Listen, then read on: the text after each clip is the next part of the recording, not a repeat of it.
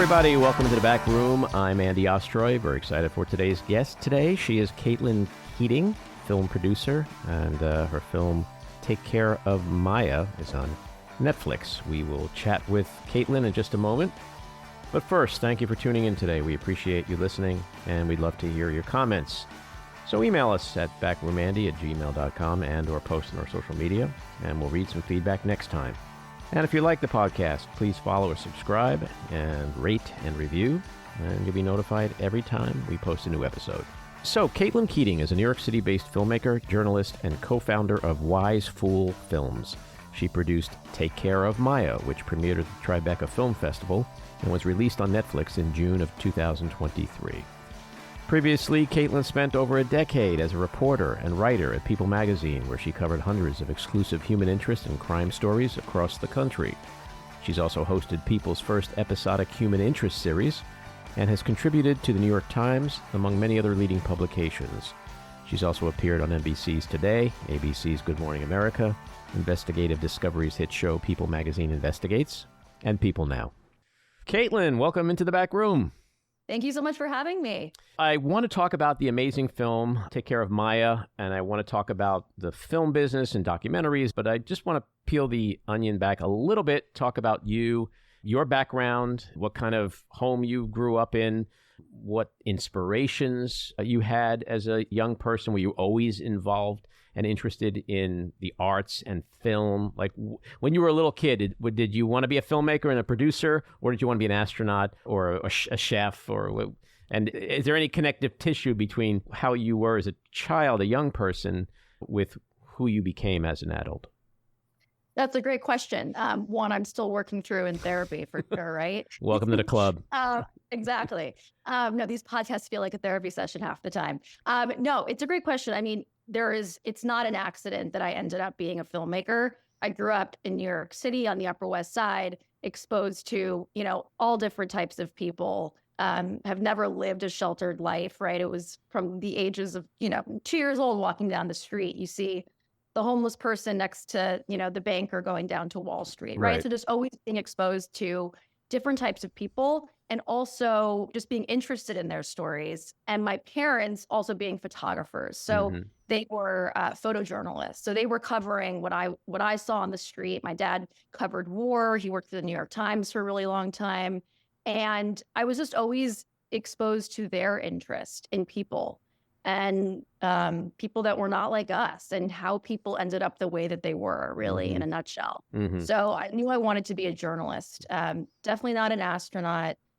Maybe a chef. I love cooking on the side. But no, I wanted to go to journalism school, and I wanted to just start working, to be honest. If I could have skipped college, I probably would have, but my parents didn't let me. Parents have a problem with that kind of thing. Yeah, but to be honest, no one's ever asked me where I went to collge. Where'd you go to college? So, Indiana University. I did want to leave New York, though, because I'd been here my whole life, like I was saying, and get outside of, the Upper West Side, and went to Bloomington, Indiana, to the Ernie Pyle School of Journalism, and started working for the school newspaper there, and covering the kind of stories I still cover to this day. I would go home to New York in the summer, and I had all these internships at magazines, and I got my first job at People magazine after college, covering human interest and true crime stories, and did that for most of my 20s. So as much as I loved living in New York City, I loved leaving. And every story I did, it's funny, I don't think I've ever done a story in New York City. It's always in these small towns. There's no crime in New York City. No, nothing that interesting. I did go to high school way after the Preppy murder, Robert Chambers. So that would have been the cover, but he's a lot older than me. And yeah, I came back, and that's what I did for like 10 years until I found the story that became Take Care of Maya. So how did you come across this incredible, shocking story? So I was doing research. It was in 2019. I was doing research for another story that I was reporting for People magazine. And I came across this story in the Sarasota Herald Tribune. And I'd been wanting to leave. I really wanted to get into documentaries, but I had to be, a little bit responsible and not just quit my job with no idea. So I was looking for that story. And I read this story by Daphne Chen. it was, it wasn't too long of a story, but it kind of just gave the highlights of what we all know about this case, from like a 30,000 foot view. And right away, I said to myself, this is going to be my first documentary. I'm going to sell this to Netflix. I just knew it in my bones, which is something I think I'm pretty good at, is knowing when a story is worth telling to a bigger audience, I think. And I just kind of had all the things that make a really compelling story. But again, like, had to do my research just to figure it out. And I called the attorneys that you see in the film, Gregory Anderson and Nick Whitney. And then I flew down to Sarasota that weekend and met with the Kowalski family. And then basically quit my job a couple months later, knowing that I had to put all of my energy and heart into this to make it happen.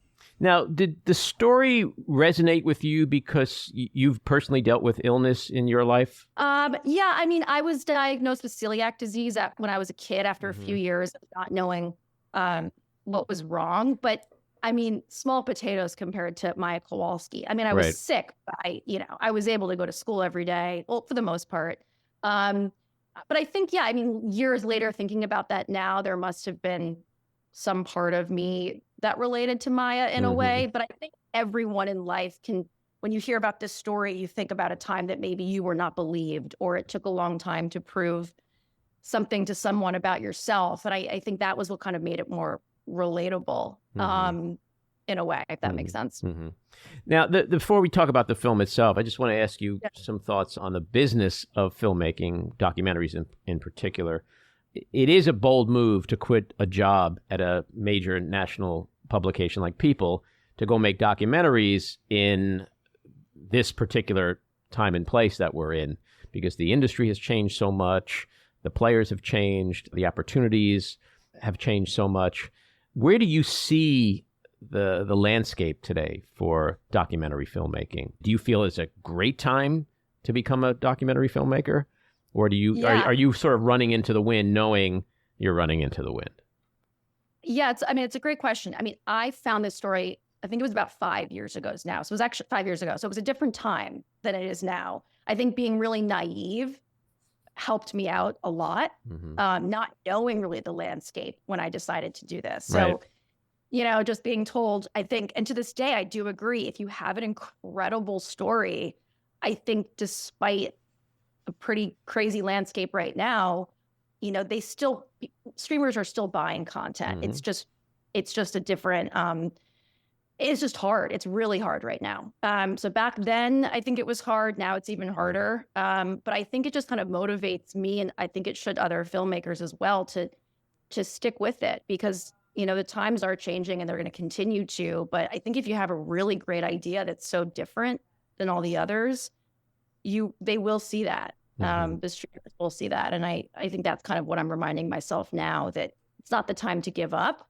I think it's time to think about other ways to continue to, evolve. Of course, finding ways to make money in the meantime. There's so much downtime between these projects. You mean nobody goes into documentary filmmaking to make money? Yeah, right? I thought I was going to be rich. Yeah. No, definitely not. Med school, law, documentary filmmaking, right? Aren't those the three big areas of cash? Yes, exactly. I mean, basically made minimum wage in the end on that film because, it took so long to make. But you don't do it for the money, that's for sure. If you do, I don't think in life you're ever going to get too far. All you care about is money. But I think, it's a weird time. I mean, Amazon yesterday announced they were laying off a couple hundred employees, and companies are merging. It's a scary time. It really is. But I think I'm confident with the stories that I'm working on right now with my company, and just trying to push through. Well, the industry has changed in terms of like the genres of subjects and stories. It's very true crime, which is in your wheelhouse in a way.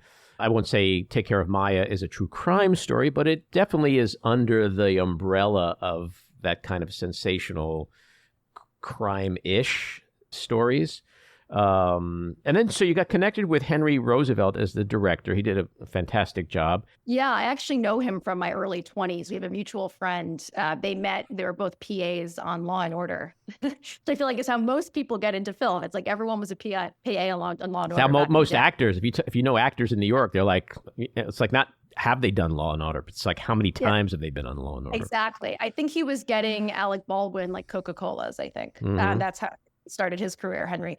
And I just followed his work and just loved everything he did. 6th of June was incredible. It was a short film on World War II on day. And when I found the story, I knew that I was not, I didn't know anything about this world. I just knew I was a consumer and that I watched every single documentary out there. And I called Henry, and he actually at first said, I'm really busy and I can't take on anything right now. And then I basically texted him like a log line. And I was like, I'm going to think about this and write out why I think this is actually important. I just called you and just kind of, it wasn't a great pitch the first time I talked to him. And then he was like, holy shit, okay, we have to do this. I have a meeting with CAA tomorrow. I'm going to bring it up. And that's kind of how it all started. And Rylan Soroff, who he went to high school with, who's an amazing filmmaker as well, he came on board. And to this day, it's the three of us. I mean, more than movies now together. We're like siblings at this point. And that's, and then we went to Story Syndicate together. They knew someone there. Incredible partner on this. And that's Dan Cogan and Liz Garbus. Yes. No small fish in the documentary film space. We're talking Icarus, Harry and Meghan, Mayor Pete, like incredible films. It's really interesting to talk about how tough it is in the last several years to make documentary films, but then you just sort of like thrust out of the gate. You wanted to make a film with Netflix. You made a film with Netflix, and you made it with two incredible filmmakers, producers. Do you ever sort of look back on it and go, wow, how did all that happen the way it happened? Yeah. And then it premiered at the Tribeca Film Festival in competition. Everyone tells me like, that's not how it usually goes, but it was my first. And now the bar is set very high for me. Is it, so when you think about it, is it really all about the material? Like if the story is so strong and so marketable, that doesn't matter whether you've been making films for 20 years or if you just started, that it's just finding the right project that not only will be commercial, but appeal to a distributor, an investor. I really think it is that. I mean, it's not like I came from a background of, I wasn't a hairstylist, right? Like I was working in journalism and I was producing, but not a documentary. I was producing like video shoots for People Magazine's TV show. But I think it was that I knew that because I'd never done this, I really had to prove to them, who I was and also the story at the same time. So I wasn't just going in there saying, oh, I have this great idea. Here's a one-pager. It was, here's a 60-page deck. Here's an incredible sizzle reel. And the three of us with Henry, Ryle, and myself, we did that on our own. So before I quit my job, I started that. I was going to Story Syndicate with everything that they would need, to the point where when we pitched it to Netflix, we barely had to even tweak the materials because we spent so long getting our ducks in order and giving them no chance to say no, and really proving that we had the vision, we had the access. So I think for anyone, it's like, I mean, again, but it had to be an incredible story. And that's still what we're doing now. I think now we're going to partners without a deck and a sizzle because they know us, take care of Maya. But in the beginning, your first time, you just have to go above and beyond, which is what I think we did. The whole thing is so surreal. Yeah. When you made the pitch, did you know in that room that day that they're going to do this with us? Or was it a longer process in terms of getting the green light? Or did you know right away that you had it?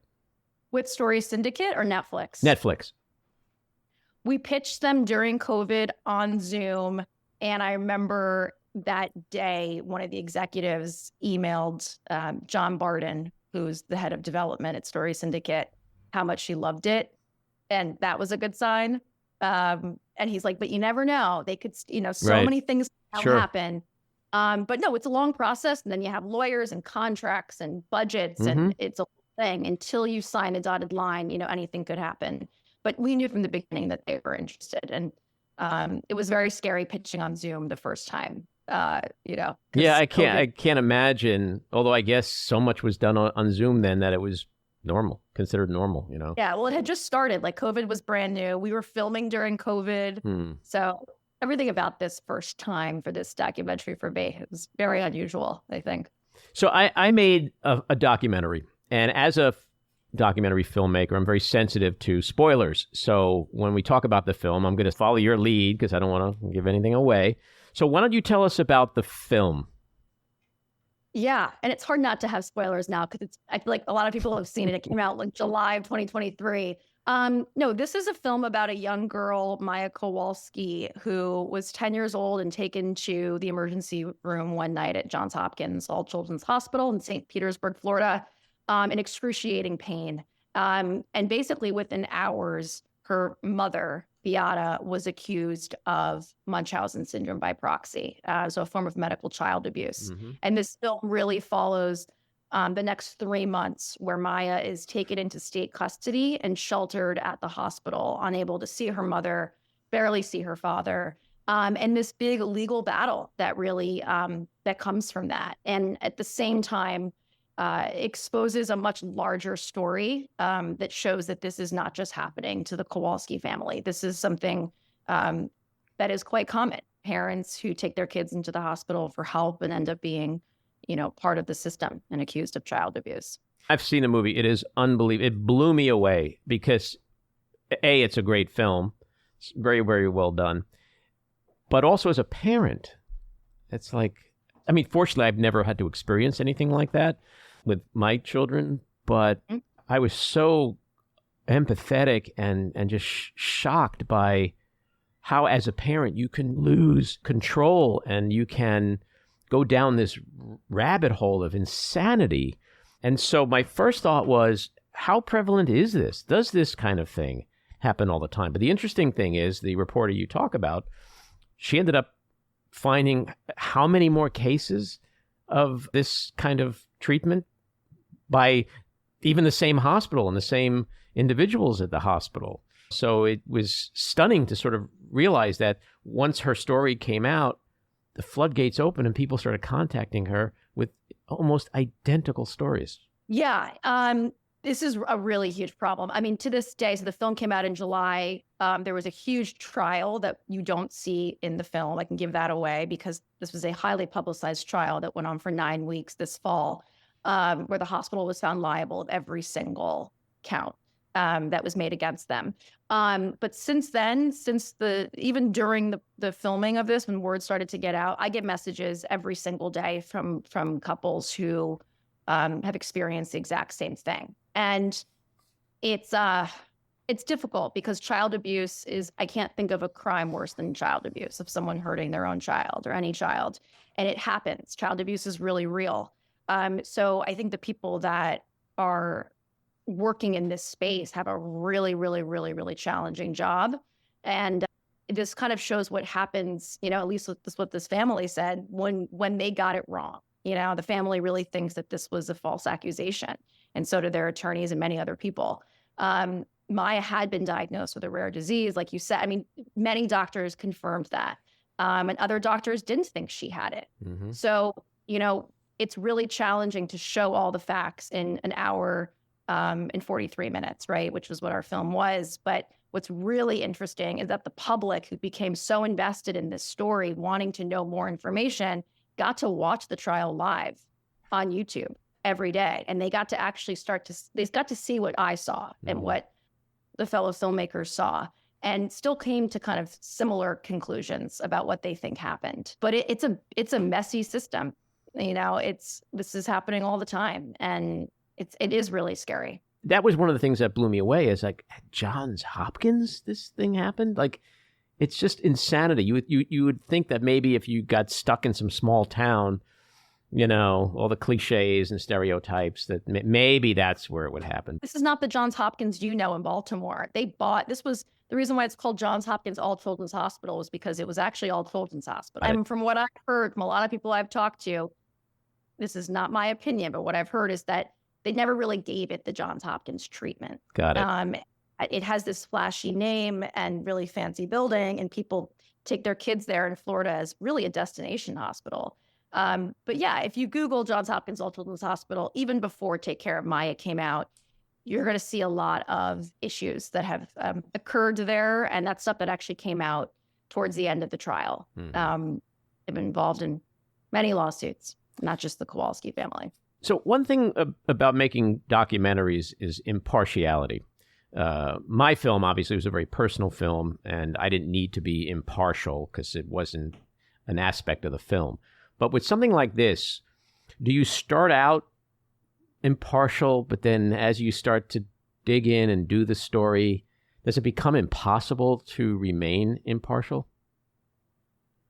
I don't think it becomes impossible at all. I think as a human being, of course, you're going to feel things, but every day I felt something different. I think in the beginning, it was, Daphne Chen's story was really about the family, but every day it was thinking about the hospital's point of view and thinking about, like I said earlier, kind of what's on the line. They don't want to get this wrong. I don't think anyone there had bad intentions. I don't think they said, oh, we want to falsely accuse someone. Like, no, I don't think that happens. But I think making this film, it was extremely challenging. I did not take that lightly. The responsibility that I had, knowing that so many people were going to see this. And it was really challenging in the editing room to take something out, to think, well, I want the world to know that, but we have to, this is a film, right? So I was really actually very happy during the trial that people got to see all the stuff that I had spent years digging through. It was really first being a journalist and then a filmmaker. I wanted to get it right, but I don't think at the end of the day, our job was to show who was right and who was wrong. It was to show a deeply emotional, personal story, because I don't think anyone involved in this case from both sides would say that this was anything less than a tragedy without giving everything away. It was an absolute tragedy what happened to this family. It's just both sides have different views on what led to that tragedy. And that's what we wanted to show. And we tried really hard to interview Dr. Sally Smith in the film, Kathy Beatty, the social worker. We reached out many times for comment. And you see at the end of the film, that she declined to be interviewed, Dr. Sally Smith. But we wanted more of that voice. Maybe this is kind of a silly question, but why do you think people like Sally Smith declined to participate? I think just publicity is not always a good thing. And Sally Smith especially has been, there's a lot of people that have written about her before me, right? That she's been in the media before, and it's never really been a positive story. So I think then when you hear that this is going to be, a story syndicate production, and you realize what that means and how many millions of people will see this, I could see why someone wouldn't want to speak. But I really wish she had. And yeah, it was, I always felt for the Kowalskis, but I tried to be really fair and see both sides to this and what led to these accusations. And that's why it also took years to make this, because I read through basically every single document. I still have boxes and boxes in my office of, this entire case. How long did it take you to actually shoot? A couple years, also because it was during COVID, like I was saying. So shoots sometimes had to be pushed. We really wanted the trial to be in the film. And for many reasons, it was pushed quite a few times. So actually, in the end, I'm kind of happy that the trial was not in the film. It's funny how things work out, the way they should, even though you don't really see that in the moment. So we waited patiently and then just decided eventually, of course, that we had to put this out there. It was a couple years. You see Maya in the movie, Kyle growing up, Maya, forgot how old she was when we first met her, but then to see her at the end of the film, she looks like, a grown woman compared to what it was like in the beginning. Well, in terms of her role in the film, it seems like it was consciously limited. She's not there a lot. And what was the thinking behind that? Why put her through that? I mean, there were so many depositions where she was already reliving her story. We were so careful about that. I mean, we barely spent any time sitting down with Maya. You see, of course, more B-roll, verite, and things like that, but really just like a couple days of talking to her in total. she went through the most unimaginable thing you could ever experience, and just being really aware. I mean, putting aside being a journalist and a filmmaker, but just being a human being. There's no way I'd ever want that personally to relive all of that. I wouldn't want my daughter to relive that. And same with Kyle, her brother. So there was so much rich archival material already that we decided to lean into that because those hard questions were already asked. Was that a big consideration when you set out to make the film? Like, how much archival is there? Is that so important in documentaries? Oh my, it's the first question I ask. Anyone reaches out to me, they have an idea. I'm like, what's the archival? Right. Because so many of these stories have already happened. I mean, the Kowalski story was continuing to happen, but archival, I mean, Beata Kowalski, her mother, recorded every single phone call. I really think if we didn't have those recordings and we didn't have the archive, I don't think I would have been as confident in this film. That's what got me really excited. Excited is the wrong word. But knowing that we could really retell this story and bring this story to life through audio. There wasn't much archival home video at all, but there was, of course, we got access to every single deposition, and I watched every single deposition. So knowing that was a great blessing to have, but then, of course, also very difficult because then you have more to work with and more to choose from, which can be really challenging. But that's a big part of Take Care of Maya, and I think also why people really felt so deeply, because they really felt like they were part of this story. How many hours of footage did you have? Oh my God, hundreds of hours. I had all on hard drives, things that would never be able to, just fit on my computer, Dropbox accounts. Yeah, hundreds of hours between audio and video, and then everything we shot this to death. I mean, it was like, again, not so much with the family, but you see beautiful shots driving around Florida. It's like, well, we did that 20 times. And that's a lot of Henry Roosevelt and our director of photography, Patrick Ginnity, who really, they're both so incredible, really cared about every single shot. I mean, to the last day of editing, it's like, well, let's replace this beauty shot with that one, or the lightning is striking there. That looks better than that lightning. It was a piece of art at the end of it, I think, as well. Well, that kind of B-roll is so important because it expands, it takes a story that's, in a sense, very small and contained, and it just helps to visually open it. How long did it take to edit with all that footage? I mean, we started editing, when footage started to come in, we already started to think about the edit. First editor who was with us for most of it, who's incredible. We're actually working on another project with him right now. Pax Wasserman, he edited Cartel Land, incredible. Jawad Mitney, all these incredible editors came on board pretty early on. And I would say that took over a year of editing, I would say.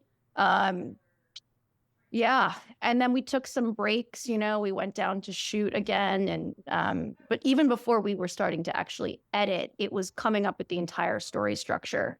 And Pax is brilliant at that. I mean, beat by beat, how we saw this film looking. And then, of course, that changed as you actually shoot and realize where the story is going. But editing was always something we thought about. I mean, music is something we thought about from the very beginning. We really cared about that. We had incredible original composers. So yeah, everything was a long process. And when you set out to make the film, to the point you were just making, did you have any strong sense of where it was going, or like with a lot of documentaries, you just, kind of follow the footage, as some people say? Some of the great films, Capturing the Friedmans is a perfect example of that, where you start off making a film about birthday clowns and look where it goes. It's like, that is just amazing when that happens. How much of that played into this film with you and the team? Yeah, we had no clue how this was going to end. And I think, the trial and the outcome, we knew from the very beginning, even when we pitched Netflix, we said we might not have the trial. We don't think that the verdict actually really matters. This story, this family story, those facts, that's how we see this story playing out. I think the verdict was something we thought, it's just a nice conclusion, right? For someone to know, well, what is the court of law? What do they think? Right. What's the real conclusion here? And I think it worked out well in the end that it wasn't part of this film, because that was their truth. Their truth was that this was continuing to get pushed. And I think that's why the world was so angry, because they just wanted them to have their day in court. So we didn't see how this movie was going to end. We just knew that we wanted to retell what happened. Mm-hmm. But I talked about that story, the storyboard and everything. That was always kind of like Act 1 and Act 2. We never had any idea really till the end what Act 3 was going to look like. Mm-hmm. And also during this time, depositions were still continuing to come in and the story was changing. We were learning. So that always shifted things because this case was very alive, during the process of this film. And do you personally continue to get a lot of feedback and correspondence from people suggesting, story ideas to you? Like, oh, I have a situation that is crazy that you should make a film about. I always love when people, tell you what your next film should be. But do you get a lot of that from people? Every day. And it's like, now I think my beat is just like children and families. It's like, I can't say the other project I'm working on right now, but it's like, I seem to gravitate towards these stories of how hard it is to create a family, how hard it is to have a family, keep it together, what can go wrong. And I don't know, it's all within like the whole family court system. But I think now people reach out to me thinking that I can help them get their back, divorce cases, custody case, every adoption, everything under the sun. They're like, Caitlin Keating, help me. So that's really challenging. Maybe that's the title of your next film. Caitlin Keating, help me. Oh my God. People are making cameras jokes they just follow you around as you go through America helping people. Yeah, right. I know. As a producer, how passionate do you have to be about a subject to make the investment to spend the next 2, 3, 4 years? I mean, that kind of compulsion, that passion that just you need to tell this story. And is it easy to come across those stories? It's not. Like the story that we're pitching soon, I'm actually hopefully going to be co-directing with someone else. I guess I can't say their name yet. But I mean, I can't speak for other producers and directors, but I can't imagine taking this on, this really creative, all-encompassing role. I mean, it's not a 9-to-5 job, right? So I can't imagine anyone saying like, oh yeah, I think this is an okay story, let me do it. I mean, I truly become obsessed. Like, people are like, Caitlin, you need to take care of yourself too. Like, I can't plan a vacation because I'm like, well, I can't, those 2 weeks I need to be doing the development for the next project. Like, I become obsessed when I think it's a really good idea, and I rarely feel that way. And the one that I'm developing now is how I felt when I found Take Care of Maya. So that's, now that I can compare it to that, that's when I'm like, okay, I think we have something really special here. And, it's not just the story of one family. That to me is not as interesting. It has to be something that could speak to a lot of people. It needs to be something that highlights a really important issue or topic, but told through a very, very emotional, personal story. I think that's the way that kind of captivate an audience.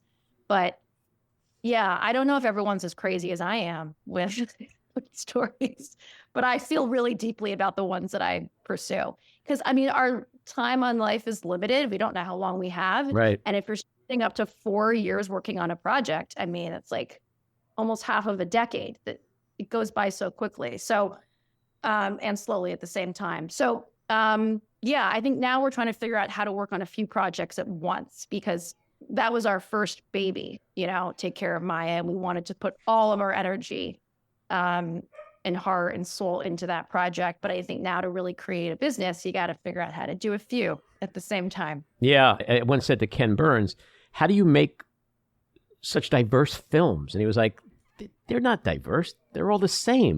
And I was like, baseball, Civil War, this, that. It's like, he goes, it's all about America. It's all about America and the people in it. And it really was an eye-opener for me, because he's just telling a different piece of America with each film that he makes.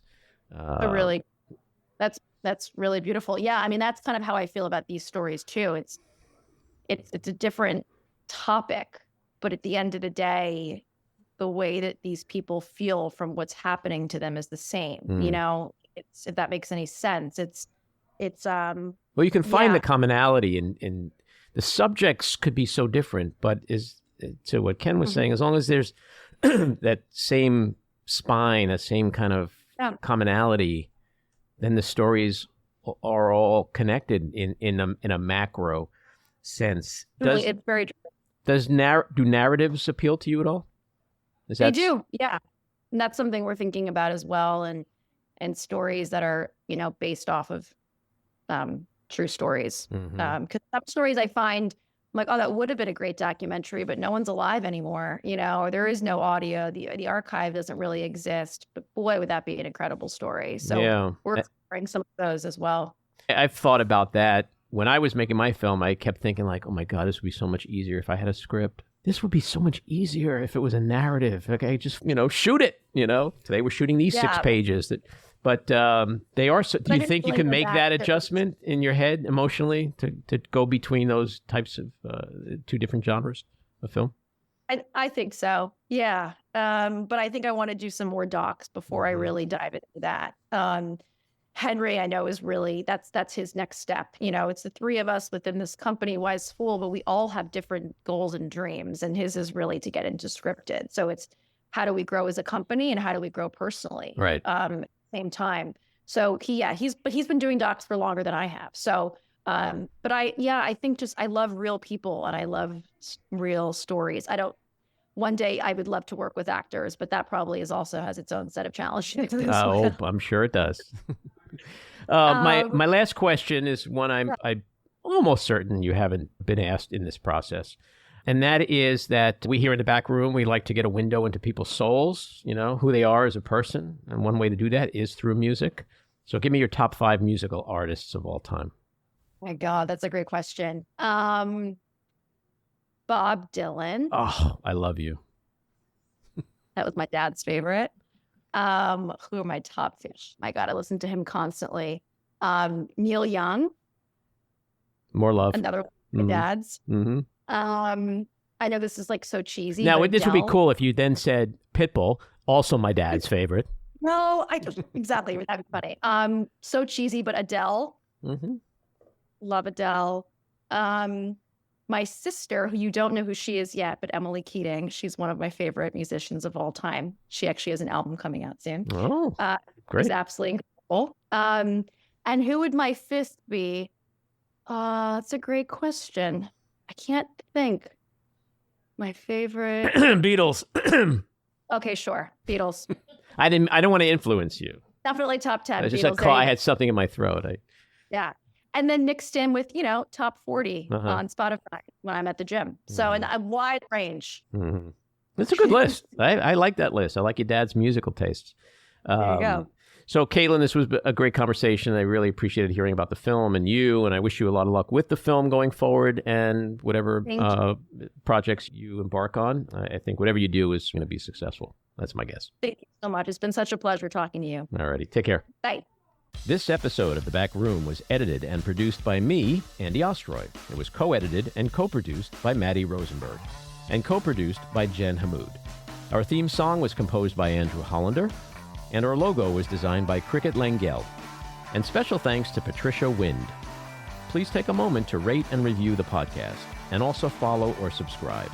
Until next time, keep your eyes on Washington, Hollywood, and your own backyards, and have a great week.